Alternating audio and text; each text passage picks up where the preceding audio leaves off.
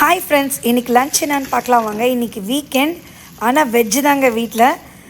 மணத்தக்காளி கீரை கூட்டு, அதுக்கப்புறம் பார்த்திங்கன்னா சுட சுட சாதம்.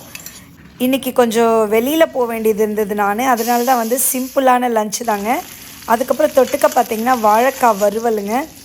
தண்ணியெல்லாம் ஊற்றாமல் வெறும் வெங்காயம் பூண்டு தட்டி போட்டு மிளகாய் பொடி உப்பு எல்லாம் போட்டு நல்லா சிம்மில் வச்சு வறுத்தா சூப்பரான வாழைக்காய் பொரியல் ரெடி ஆகிடுச்சுங்க.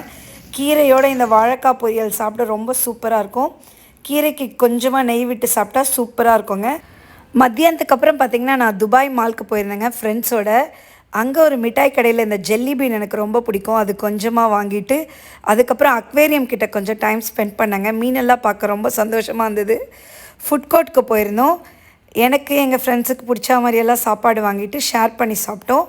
இந்த வீடியோ உங்களுக்கு பிடிச்சிருந்தா லைக் பண்ணி சப்ஸ்கிரைப் பண்ணுங்கள். தேங்க்யூ.